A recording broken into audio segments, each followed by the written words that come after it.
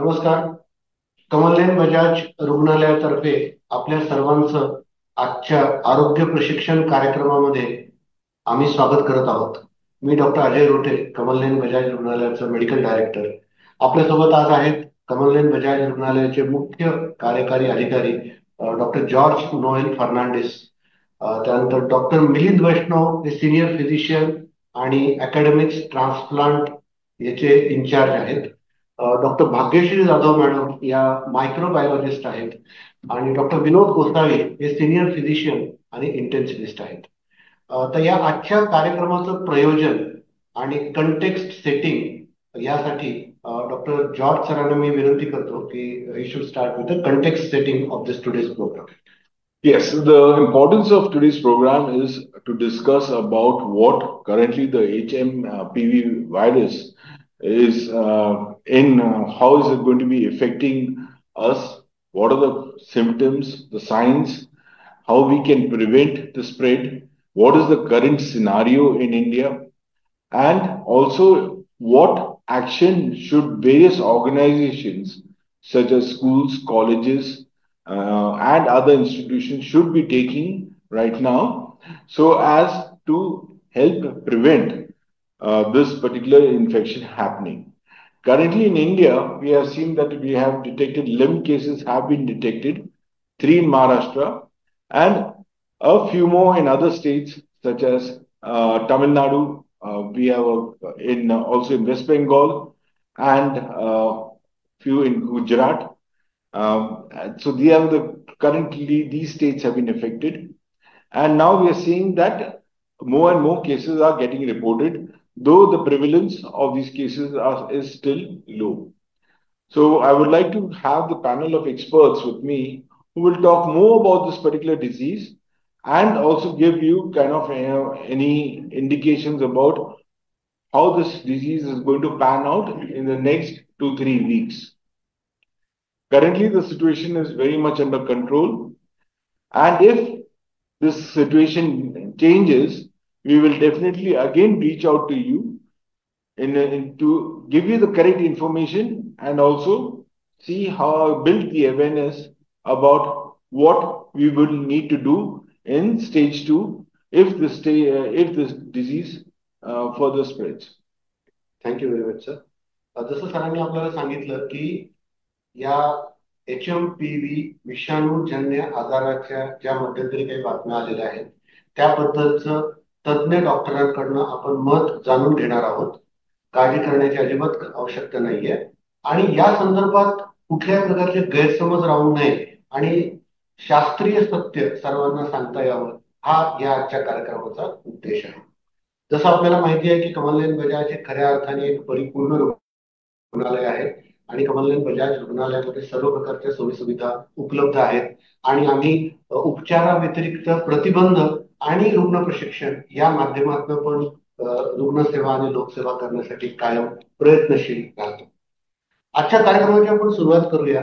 काही प्रश्न मी आपल्या तज्ज्ञ डॉक्टरांना आज विचारणार आहे. याच्या व्यतिरिक्त आपल्यालाही काही प्रश्न असतील तर कृपया चॅट बॉक्समध्ये आपण विचारू शकता आणि सगळी चर्चा झाल्यानंतर शेवटी आपण ते प्रश्न पण जरूर घेऊया. सर्वप्रथम डॉक्टर मिलिंद वैष्णव जे वरिष्ठ फिजिशियन आहेत त्यांना मी असा प्रश्न विचारू इच्छितो की डॉक्टर मिलिंद, HMPV विषाणू म्हणजे नेमकं काय आहे आणि त्याचा प्रसार कसा होतो? धन्यवाद डॉक्टर अजय. HMP व्हायरस म्हणजे ह्युमन मेटानिमो व्हायरस हा एक 2001 सालापासून ज्ञात असलेला एक विषाणू आहे. हा एक म्हणजे श्वसन मार्गातून पसरणारा विषाणू आहे. त्याचा व्यक्ती जे प्रसार होतो हा श्वासातून होतो. श्वासातून म्हणजे आपण बोलताना, शिंकताना, खोकताना जे काही आपले थुंकीचे कण बाहेर पडतात त्याच्यातून हा विषाणू दुसऱ्या व्यक्तीच्या शरीरात प्रवेश करतो आणि तिथे हा आजार उत्पन्न करू शकतो. हा विषाणू अतिशय सामान्य अशा सर्दी खोकल्याचा विषाणू म्हणून बरेच वर्षापासून ज्ञात आहे. काही ठराविक रुग्णांमध्ये जसं की ज्याला मी एक्स्ट्रीम्स ऑफ एज म्हणतो, जे अतिशय लहान वयाच्या बालकांमध्ये किंवा अतिवृद्ध लोकांमध्ये किंवा ज्यांची प्रतिकारक शक्ती काही कारणाने कमकुवत झालेली आहे अशा रुग्णांमध्ये हा विषाणू उग्र स्वरूप धारण करू शकतो. आजच्या घडीला या विषाणूने अतिशय उग्र स्वरूप धारण केलेलं असं भारतामध्ये तरी ज्ञात नाहीये. तर थोडक्यात सांगायचं म्हणजे हा एक सर्वसामान्य विषाणू आहे जो की श्वसन मार्गाचे माइल्ड म्हणजे कमी गंभीर स्वरूपाचे आजार हा निर्माण करू शकतो. डॉक्टर मिलिंद, मला असं सांगा की या विषाणूच्या संसर्गामुळे होणाऱ्या आजारातली जी लक्षणं उद्भवतात त्या लक्षणांमध्ये असं काही विशेष आहे का ज्याच्यावरून आपण याला सांगू शकतो की हा या विषाणूमुळे झालेला आजार आहे? त्याची जी लक्षणं आहेत तर ही विषाणूजन्य आजारांसारखीच आहेत, जे की सर्दी खोकला, नंतर घशात खळखळ होणं, नाक वाहणं, ताप येणं, छातीत जळजळ होणं, हे अशी जी लक्षणं आहेत जी की सर्वसामान्य सर्दी खोकल्याची लक्षणं आहेत विषाणूमुळे होणाऱ्या, तशीच ह्या व्हायरसची लक्षणं आहेत. ह्याच्यामध्ये जे ज्याला आम्ही वॉर्निंग साईन्स म्हणतो, त्याच्यामध्ये की धाप लागणं, घाम येणं किंवा चक्कर येणं अशी जर काही लक्षणं आली तर ह्याचा अर्थ आपण असं समजू शकतो की हा विषाणू जो आहे हा शरीरामध्ये प्रमाणाच्या बाहेर पसरत चाललेला आहे आणि अशा रुग्णांनी लवकरात लवकर वैद्यकीय सल्ला घेणं आवश्यक आहे. मला आता पुढचा प्रश्न डॉक्टर विनोद कोसाळी यांना विचारायचा आहे. जसं मी आधी सांगितलं की डॉक्टर विनोद कोसाळी हे वरिष्ठ फिजिशियन आहेत, त्याच्या व्यतिरिक्त आमच्या आयसीयूचे ते प्रमुख आहेत, इंटेन्सिव्हिस्ट आहेत. डॉक्टर विनोद, मला असं सांगा की या प्रकारच्या आजाराचे रुग्ण आपल्याकडे जर आले तर आपण त्यांना उपचार करताना काय विशेष प्रकारची काळजी घेतो किंवा त्यांना कसं हँडल करतो? नमस्कार. डॉक्टर वैष्णव यांनी सांगितले की हे सर्वसामान्य विषाणू आहे, त्याच्यामुळं सध्या तरी काही असं काही घाबरायचं काही कारण नाही. पण आपण जी दक्षता म्हणतो त्याच्यामध्ये आपण थोडंसं विलगीकरणाचं सध्या तरी आपल्याला अजून मार्गदर्शन गव्हर्नमेंटकडनं आलेली नाहीये. त्याच्यामुळे आपण सर्वसामान्य जसा विषाणू आहे त्याप्रमाणे आपण काळजी घेणं गरजेचं आहे. जसं की मास्क वापरणे,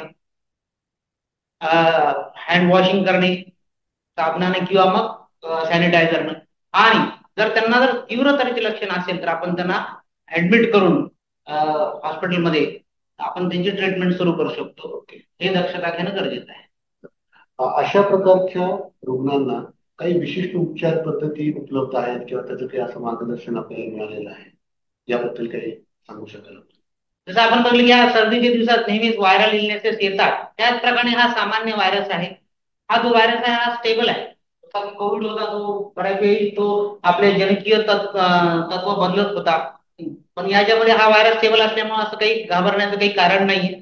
आणि आपण फॅसिलिटीज मध्ये जे आहे ट्रीटमेंट मध्ये किंवा विशेष याला खूप काही ट्रीटमेंटची गरज नाही. जसं आपण अँटीबायोटिक म्हणतो किंवा अँटीव्हायरल म्हणतो, आणि गरज पडली तर आपण ऑक्सिजन आणि सपोर्टिव्ह ट्रीटमेंट आणि हायड्रेशन, जसं आपण पाणी पिणे, आराम करणे, या ट्रीटमेंटची गरज असते. समजा जसं आता डॉक्टर मिलिंद सरांनी सांगितलं की एखाद्या वेळेस या विषाणूजन्य आजारामुळे जर गंभीर स्वरूप त्यांनी धारण केलं तर त्याच्या उपचारासाठी कमलनयन बजाज रुग्णालयामध्ये आपल्याकडे काय अद्ययावत सोयी सुविधा उपलब्ध आहेत याबद्दल मार्गदर्शन करा. फार महत्वाचा प्रश्न आहे. जसं आपण पाहिले की कोविड मध्ये आपण खूप काम केलेलं आहे आपल्या रुग्णांनी, हजारो पेशंटला आपण जीवनदान दिलेलं आहे. तसंच हा एक विषाणू आहे. जर कदाचित जर रुग्णांना जर त्याचा गंभीर प्रकारचा जर त्याला जर आजार झाला तर आपण त्यांना सर्व सुविधा या परिपूर्ण हॉस्पिटलमध्ये देऊ शकतो. त्याच्यामध्ये आपल्याकडे व्हेंटिलेटर्स आहेत, ज्याच्यामध्ये आपण नॉन इन्व्हेजिव्ह बाहेरून ऑक्सिजन थेरपी, ज्याच्याला आपण म्हणतो की हाय फ्लो नेझल ऑक्सिजन देऊ शकतो. आणि सपोर्टिव्ह ट्रीटमेंटमध्ये त्यांना नेबुलायझेशनची सुविधा आहे. आणि गरज पडली तर सेकंडरी बॅक्टेरियल इन्फेक्शन असेल तर आपण त्यांना विलगीकरण करून आपण त्यांना अँटीबायोटिक देऊ शकतो. सगळ्यात महत्वाचं म्हणजे ऑक्सिजन थेरपीचीच गरज, जी आपल्याकडे सर्व सुविधा आहेत. समजा कोणाला गरज पडली तर सर्व प्रकारच्या सुविधा आपल्याकडे उपलब्ध आहेत. मला डॉक्टर भाग्यश्री मॅडमना असा प्रश्न विचारायचा आहे की या प्रकारच्या विषाणूजन्य आजाराचा संसर्ग होऊ नये त्याला प्रतिबंध करण्यासाठी युजली आपल्याला अपेक्षा असते की काही वॅक्सिन किंवा त्याच्यासाठी काही असं उपलब्ध आहे का, याच्याबद्दल काय सांगाल? धन्यवाद सर. मी सांगू इच्छिते की ऍट प्रेझेंट सध्या तरी या डिसीजवर या HMPV वर आजारावर कुठलं वॅक्सिन असं अवेलेबल नाहीये. सो ऍट प्रेझेंट तरी देर इज नो वॅक्सिन. प्रतिबंध हा त्याच्यावर उपचार आहे. मार्ग आहे. आता तरी त्याचं वॅक्सिन उपलब्ध नाही, पण या काळामध्ये साधारण जे इतर श्वसन मार्गाशी संबंधित संसर्गजन्य आजार आढळून येतात, जसं फ्ल्यू आहे, त्याच्यासाठी वॅक्सिन आपल्याकडे अवेलेबल आहे. फ्लू साठी वॅक्सिन वॅक्सिन आपल्याकडे अवेलेबल आहे, कारण तो बऱ्याच वर्षांपासून आहे तो. आणि डॉक्टर मिलिंद, मला पुढचा प्रश्न असा विचारायचा आहे की जसं तुम्ही त्याचा मगाशी नामोल्लेख केला होता की जे वल्नरेबल पेशंट्स असतात, म्हणजे लहान मुलं आहेत किंवा वृद्ध आहेत किंवा ज्यांची ज्याला आपण म्हणतो प्रतिकारक क्षमता कमी झालेली आहे कुठल्याही कारणामुळे, अशा लोकांना हा संसर्ग होण्याची शक्यता जास्त आहे का? आणि आपल्याला काय आपण बोलल्याप्रमाणे काही ठराविक रुग्णांना, लहान मुलं, लहान बालकं, वयोवृद्ध रुग्ण, ज्यांना इतर काही आजार आहेत, उदाहरणार्थ मधुमेह, उच्च रक्तदाब किंवा किडनीचे विकार, किंवा ज्यांची प्रतिकार शक्ती इतर कुठल्या कारणामुळे कमी झालेली आहे, तर अशा रुग्णांना हा अदरवाईज असलेला सौम्य आजार त्यांच्यामध्ये उग्र रूप धारण करू शकतो. म्हणून अशा लोकांनी काळजी घेणं हे कधीही शहाणपणाचं ठरेल. काळजी घेण्यामध्ये ह्या लोकांनी गर्दी असलेल्या ठिकाणी जाणं टाळणं, मास्कचा वापर करणं, वारंवार हात स्वच्छ धुणं, जिथे सर्दी खोकल्याचे रुग्ण आहेत अशा ठिकाणी कटाक्षांनी जाणं टाळणं, त्या असल्या गोष्टी यांनी म्हणजे आचरणात आणणं, या अशा गोष्टी हे अतिशय आवश्यक आहे. कारण अशा रुग्णांमध्ये हा आजार जर गंभीर झाला तर मग आपल्याला ऑक्सिजन, व्हेंटिलेटर ह्या सगळ्या गोष्टींची गरज भासू शकते. तर हे जर टाळायचं असेल तर ह्या सगळ्या प्रिकॉशन्स घेणं, ही सगळी काळजी घेणं अतिशय आवश्यक आहे. धन्यवाद. डॉक्टर विनोद, मला आपल्याला एक विचारायचं आहे की आपल्याकडे येणाऱ्या रुग्णांमध्ये जर HMPV विषाणूचा संसर्ग झालेले रुग्ण असतील तर इतर आणि रुग्णालयाचा स्टाफ यांना त्याच्यापासून सुरक्षितता मिळवण्यासाठी आपण कमलनयन बजाज रुग्णालयाच्या वतीने काय करतो, तर त्यासाठी काय सुविधा उपलब्ध आहेत? जसं आपल्याला कळलं बाबा HMPचा पेशंट जर आपल्याकडे आला, रुग्ण आला, तर आपण त्यांना आपल्याकडे फॅसिलिटीज आहेत की आपण त्यांना थोडंसं विलगीकरण करू शकतो, याने की ह्या रुग्णांपासून इतर रुग्णांना तो पसरणार नाही याची दक्षता घेऊ शकतो. त्याला सगळ्यात महत्वाचं म्हणजे त्याला आपल्याला शाश्वती द्यावं लागेल किंवा हा सौम्य आजार आहे, ह्या आजारामध्ये काही गंभीर परिणाम होणार नाही हे त्याला कॉन्फिडन्स देणं गरजेचं आहे. आणि मग फेस मास्क वापरणे, हँड सॅनिटायझेशन, हात स्वच्छ धुणे, आणि आपल्या स्टाफला सुद्धा त्या काळजी घेणे गरजेचं आहे, जेणेकरून की हा विषाणू दुसऱ्या रुग्णांना पसरणार नाही. बरोबर. आणि जसं आता डॉक्टर मिलिंद सरांनी सांगितलं की एखाद्याची प्रतिकार क्षमता कमी झाली असेल कुठल्याही कारणामुळे, तर त्यांनी जरा विशेष काळजी घेणं गरजेचं आहे. भाग्यश्री मॅडमना आता आपल्याला असं विचारायचं आहे की या विषाणूंच्या निदानासाठी कुठल्या पद्धती उपलब्ध आहेत आणि त्या कमलनयन बजाज रुग्णालयामध्ये उपलब्ध आहेत?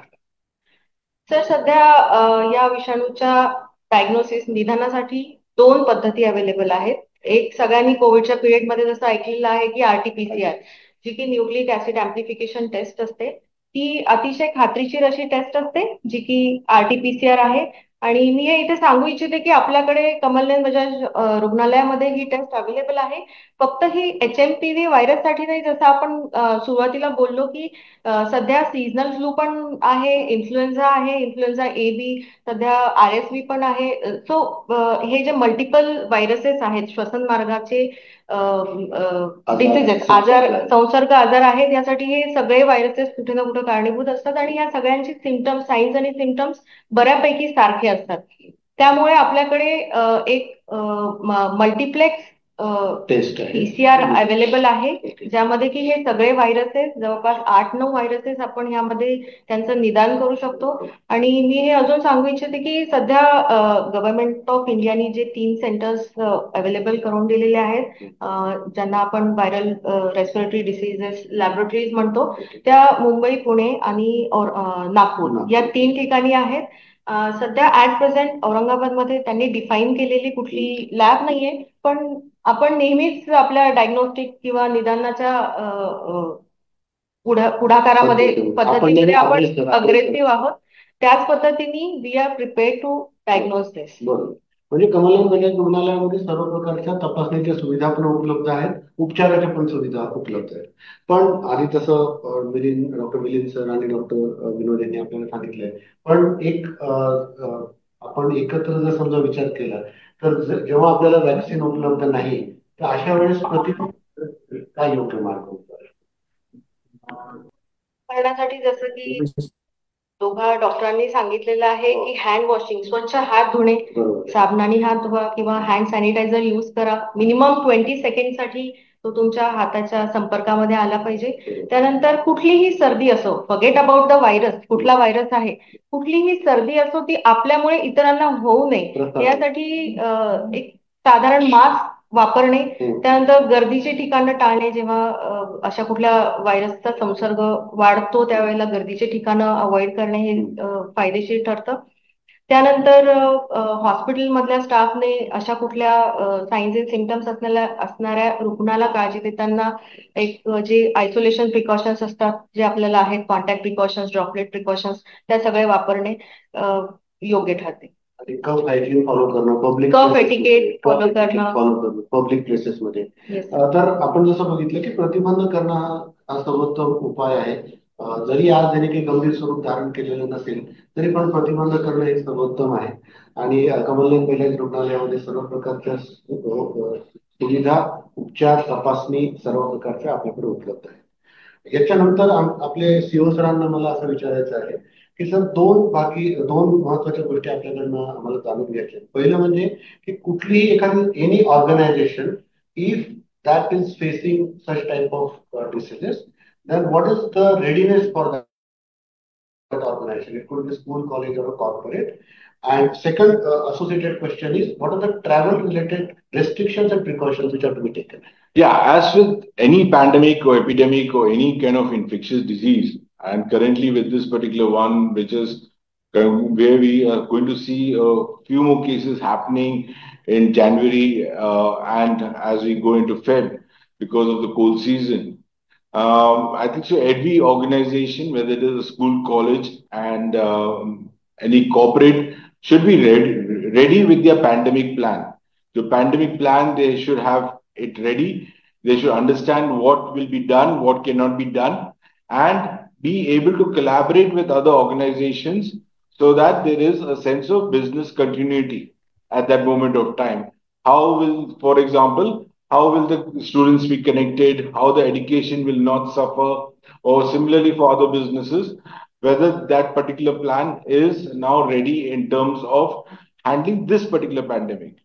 With my experience, when we had the H1N1, it was totally different than when we had the COVID. So similarly, they have to run mock drills in ensuring the pandemic plan is there, and also the key leaders are actively involved and also monitoring the situation from the government and various other sources to know exactly what is happening in their vicinity and also in the country. Also, they should increase the amount of cleaning and disinfection that is happening in the vicinity, ensuring the proper steps are taken and promoting good hygiene practices. They should be also be ready for any flexible work arrangements, paid sick leave for the employees, and also there should be a ready employee assistance program, which should be available with the HR 24/7. They should also identify critical functions so that the functionalities which are critical in that organization are not affected. They should be clustering the employees and also ensure the supply chain management is well taken care of. They should ensure a continuous communication plan for the employees so that every time they are updated about what is going on, and also have a collaboration with both the public and private health organizations so that in case any such situation arises, they are well versed with how to deal with such situations. And most importantly, encourage an employee feedback mechanism so that the employees can always reach out to ensure that, yes, they are being well taken care of. Overall, they should be kind of vigilant. Right now, it's more a sense of vigilance about what is happening in and around them, especially when they are doing some international travel or traveling to some areas where people can get exposed to such infections. So they should have their travel policy kind of relook at it and understand, yes, whenever some person is going out, the complete company should be informed and should understand whether those areas are safe. Thank you. Thank you sir. जसं सरांनी आपल्याला सांगितलं की एखादं कुठली संस्था असेल ज्यांनी या प्रकारच्या आजारांच्या रुग्णांची काळजी घेण्यासाठी आवश्यक ती जर काळजी घेतली, व्यवस्था व्यवस्थित जर केली तर त्याच्यामुळे प्रसार होणार नाही. दुसरं महत्वाचा याच्यातला भाग आपण बघितला की प्रतिबंध करण्यासाठीच्या ज्या पद्धती आहेत त्यामुळे फक्त HMPV तर नाही, इतर सुद्धा संसर्गजन्य आजार जे श्वसन मार्गाशी संबंधित आहेत त्यांना पण आपण जरूर प्रतिबंध करू शकतो. या व्यतिरिक्त हा जो आरोग्य प्रशिक्षण कार्यक्रम आहे हा आणखीन सर्वांपर्यंत पोहोचवण्यासाठी, लोकांना आश्वस्त करण्यासाठी की काळजी करायची नाही, आपण सर्वजण मिळून यशस्वीरित्या कुठल्याही परिस्थितीचा सामना करायला तयार आहोत, यासाठी डॉक्टर मिलिंद, मी आणि आमचे CEO सर आम्ही अनेक संस्थांमध्ये, ऑर्गनायझेशनमध्ये जाऊन या विषयावर व्याख्यान देणार आहोत. पुढच्या 1.5 महिन्यामध्ये जवळजवळ आमच्याकडे आत्ताच 20-22 लोकांची प्रश्नावली आली होती, त्यांनी त्याच्यामध्ये उत्सुकता दाखवलेली आहे. तर अशा ठिकाणी जाऊन ऑनलाईन किंवा ऑफलाईन आम्ही याच्यावर मार्गदर्शन करणार आहोत. आपल्यापैकी कोणालाही याविषयी कुठल्याही प्रकारची शंका असेल, मार्गदर्शन हवं असेल तर आमची टीम, आमचा चमू हा कायम आपल्या मदतीसाठी, सहाय्यासाठी उपलब्ध आहे. कृपया कुठल्याही कारणासाठी आम्हाला जरूर संपर्क करू शकता. आजच्या या कार्यक्रमासाठी सर्वजण आवर्जून उपस्थित राहिले त्याबद्दल आमचे CEO sir, doctor Milind, doctor Vinod आणि डॉक्टर भाग्यश्री या सर्वांचे मी मनापासून आभार मानतो आणि आपल्या सर्वांना उत्तम आरोग्य राहो अशी अपेक्षा करून, अशी आशा करून आजचं वेबिनार संपवतो. धन्यवाद. थँक्यू.